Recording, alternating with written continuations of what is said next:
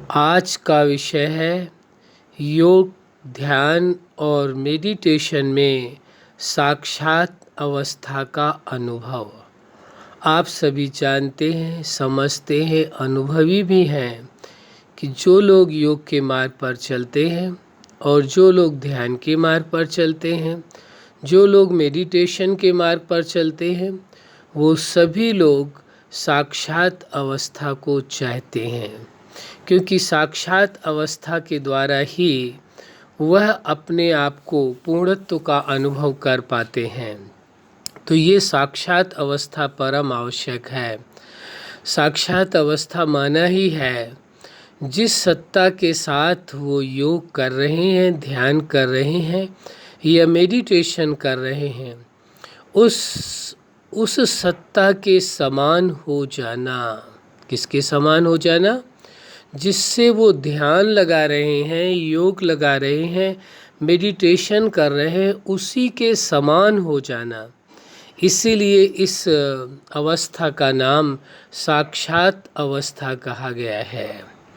तो आप अनुभव करेंगे और ये एहसास करेंगे कि वास्तव में ये अवस्था कितनी मूल्यवान अवस्था है और कितनी पावरफुल अवस्था है। जिस परम सत्ता, उस सुप्रीम सत्ता या कहें सुप्रीम एनर्जी के साथ जब मेडिटेशन करते हैं, जिसे जगत नियंता कहते हैं, या आप कहेंगे आप चेतना है, वो सुपर चेतना है।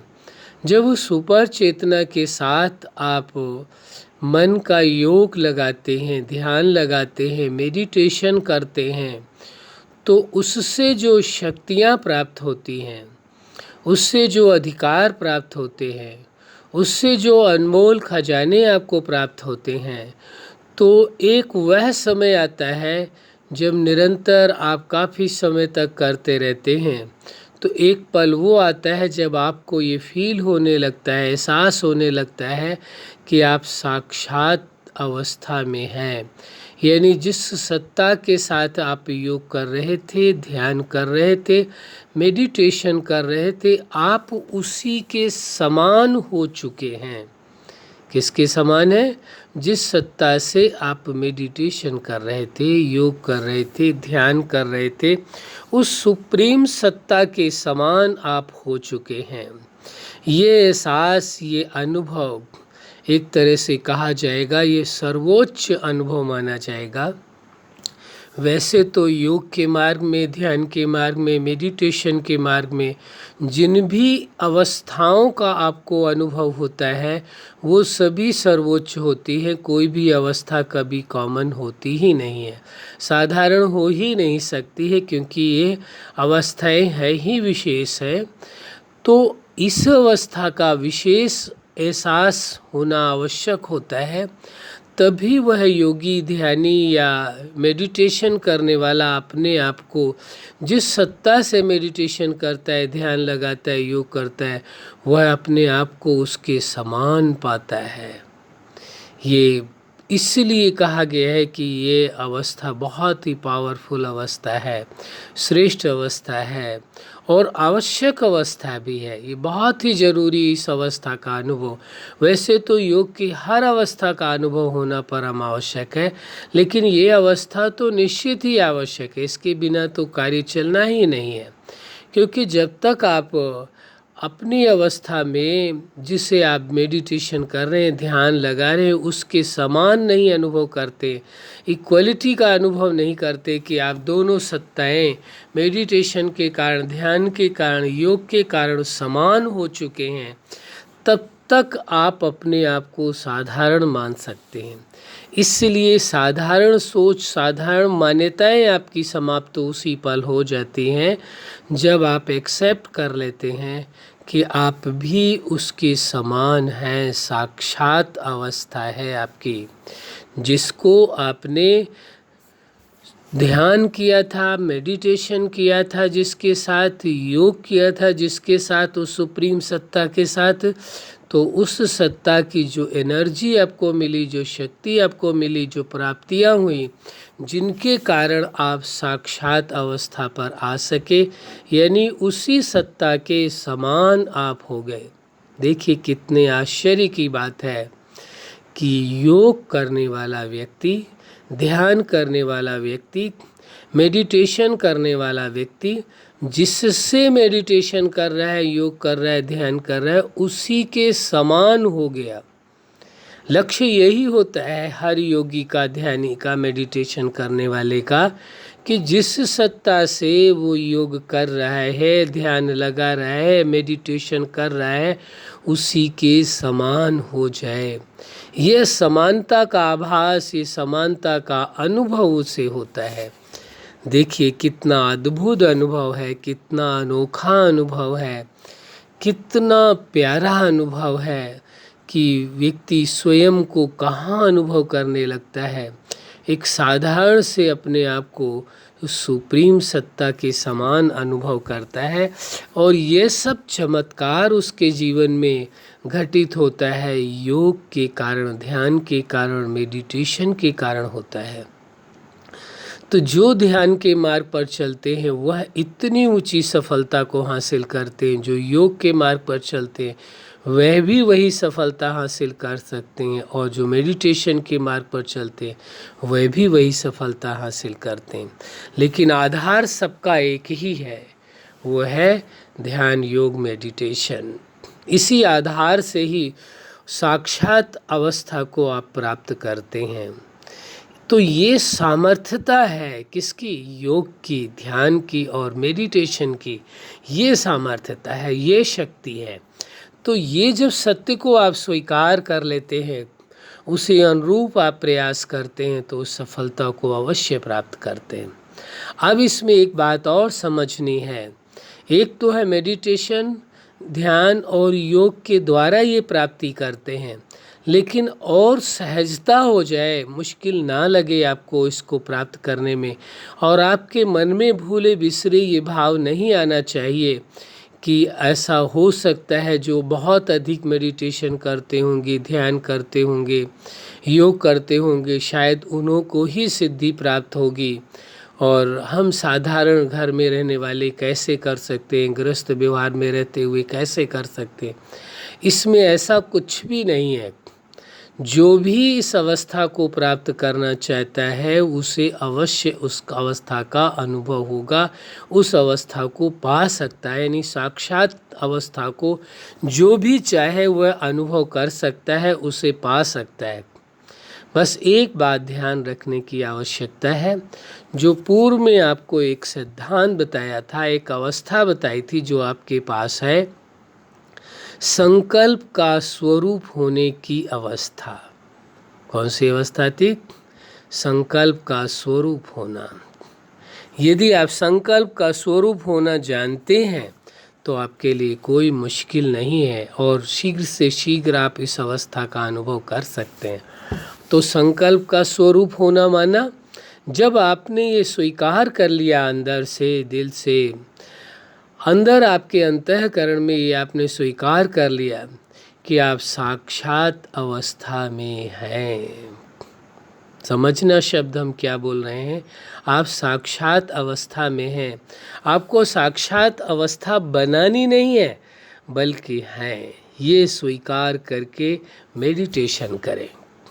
इस स्वीकारोक्ति के आधार से मेडिटेशन करें कि आप साक्षात अवस्था का अनुभव कर रहे हैं, और फिर मेडिटेशन करते हैं तो आप ये पाते हैं कि उस सुप्रीम सत्ता से जो आपको पावर्स मिल रही है, जो आपको शक्तियाँ मिल रही हैं, जो आपको प्राप्तियाँ हो रही हैं, जो अनमोल आपको खजाने मिल रहे हैं, जो अनगिनत प्राप्तियाँ हो रही हैं, कोई गिनती नहीं, जो आपको अधिकार प्राप्त हो रहे हैं, उससे मेडिटेशन करने से, उस सुप्रीम सत्ता से, उसके बेस पर आप कह सकते हैं कि वास्तव में आप साक्षात अवस्था में हैं। उस सत्ता में, सुप्रीम सत्ता में और आप में कोई भी अंतर नहीं रहा। अपने आप में आप ऐसा अनुभव करेंगे। यही अनुभव आपको क्या कराएगा? यही अनुभव आपको साक्षात अवस्था तक ले जाएगा। पहले तो ये अनुभव करना होगा, और अनुभव करते ही शीघ्र से शीघ्र ये अवस्था आपकी बन जाएगी, क्योंकि संकल्प का स्वरूप होने का सिद्धांत आपको पता है। और ये भी आप जानते हैं कितने लोगों ने ये बात स्वीकार की है, जैसा आप सोचेंगे वैसा आप बन जाएंगे। तो क्यों साधारण सोचें, क्यों कॉमन सोचें?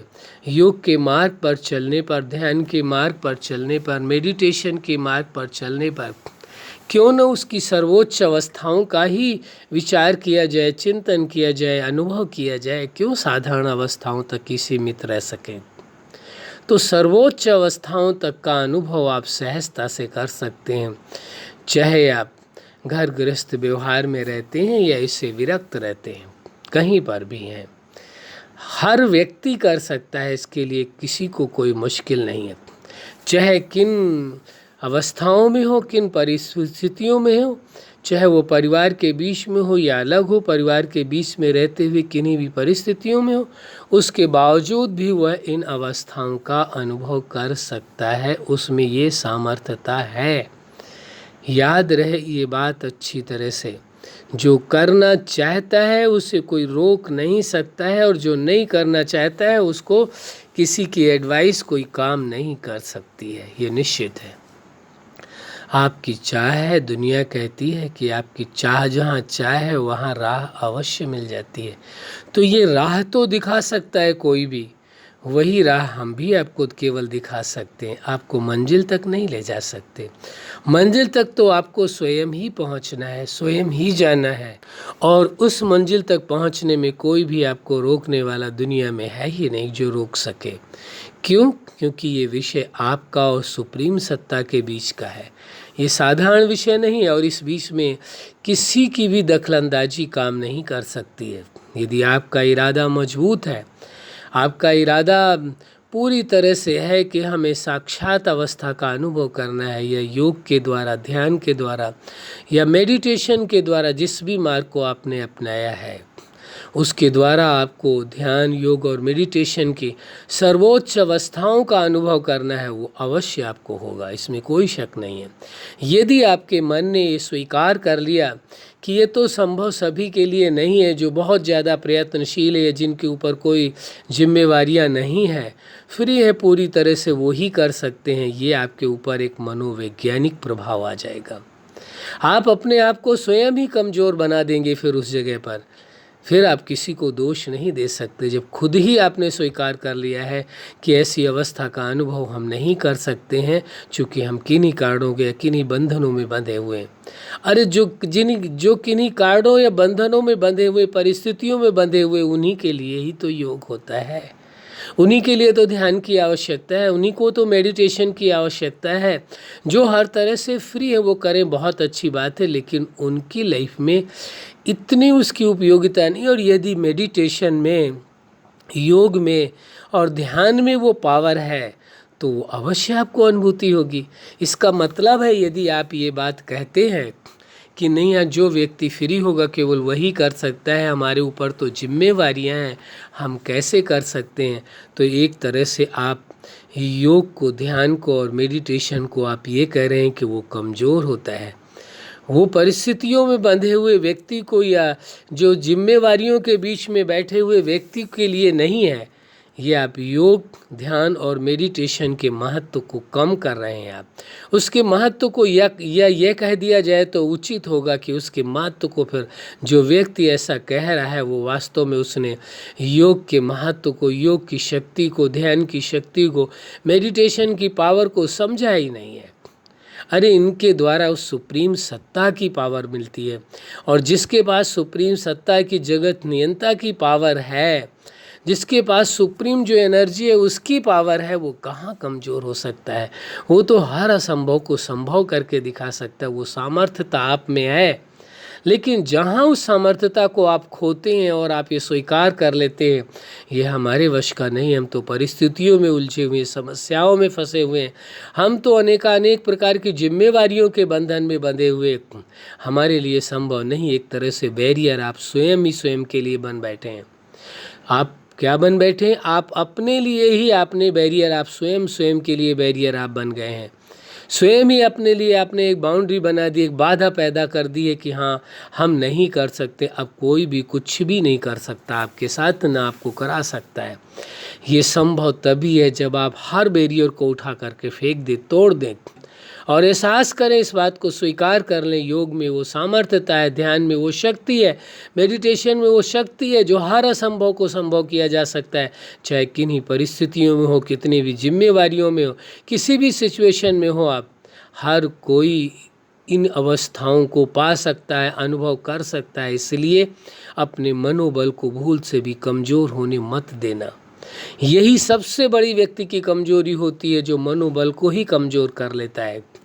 इसलिए इस सच्चाई को समझ करके आप साक्षात अवस्था का अनुभव आप कर सकते हैं। दुनिया का हर इंसान कर सकता है, जो भी करना चाहे, योग के द्वारा, ध्यान के द्वारा, मेडिटेशन के द्वारा कोई भी इन अवस्थाओं का अनुभव कर सकता है। किसी के लिए कोई बाउंडेशन नहीं है। यदि कोई ऐसा बाउंडेशन की बात कहता है, वो कहता है इस बात को कि ये लोग कर सकते हैं, ये नहीं कर सकते, तो एक तरह से देखा जाए तो वो मनोवैज्ञानिक तरीके से लोगों को सपोर्ट करने के बजाय वो कमज़ोर कर रहे हैं। और कभी ऐसे कमज़ोर करने वाले लोगों की बातों को सुनना भी नहीं चाहिए, समझना भी नहीं चाहिए। क्या आवश्यकता, जिन बातों को सुनने से आपका मनोबल कमज़ोर होता हो, उसे कतई नहीं सुनना चाहिए। हम तो ये कहते हैं, यदि हमारे वीडियोज़ देखने से आपका मनोबल कमज़ोर होता है तो आपको कतई नहीं सुनना चाहिए फिर। और यदि आपका मनोबल बढ़ता है, आपको फ़ायदा दिखाई देता है, तो एक बार नहीं कई बार आपको उसी बात को सुनना चाहिए, समझना चाहिए और जीवन में प्रैक्टिकल करना चाहिए। जहाँ से भी हो, जिससे भी हो, यदि आपका मनोबल ऊंचा होता है, उनकी बातों को सुनने से, समझने से, तो अवश्य सुनना समझना चाहिए।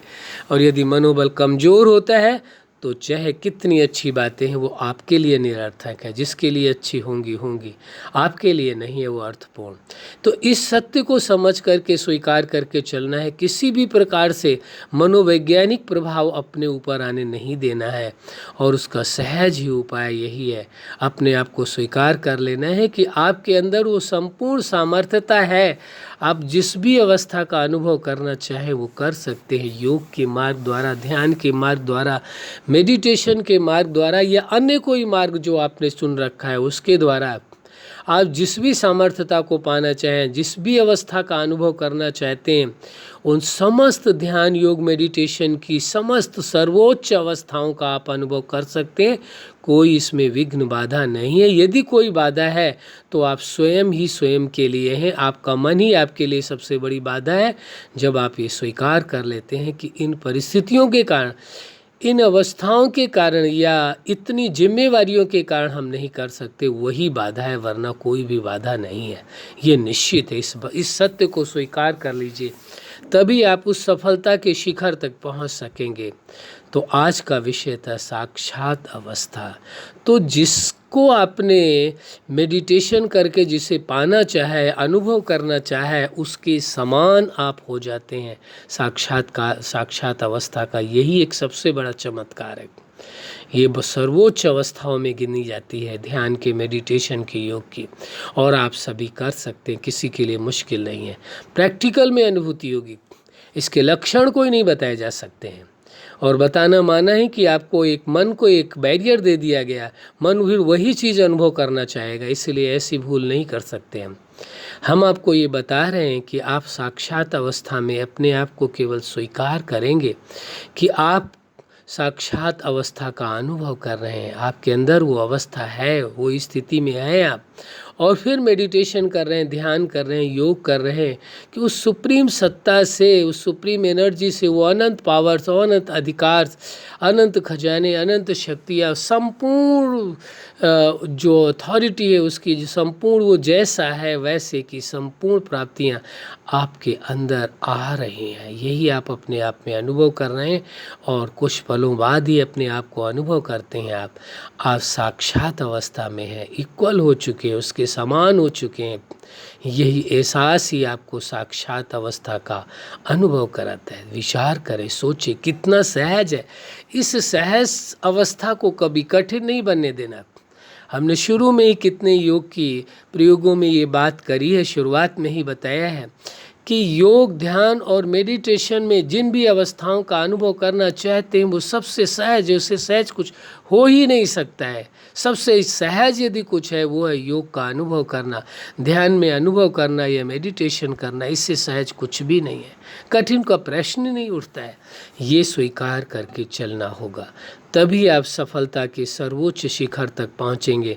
तभी आप ध्यान, योग और मेडिटेशन की जो सर्वोच्च अवस्थाएं, हर अवस्था का आप अनुभव करेंगे, जिसमें सर्वोच्च एक अवस्था ये भी है, साक्षात अवस्था। अच्छा, आप अपने जीवन में सफलता के शिखर तक पहुँचें। आज का विषय था योग, ध्यान और मेडिटेशन द्वारा साक्षात अवस्था का अनुभव करना। तो आप साक्षात अवस्था का अनुभव करें और उसका पूरा पूरा आपको फ़ायदा हो और दूसरों को भी आप अनुभूति करें। यही हमारी हार्दिक शुभकामना है। सदा खुश रहें, मुस्कुराते रहें। धन्यवाद।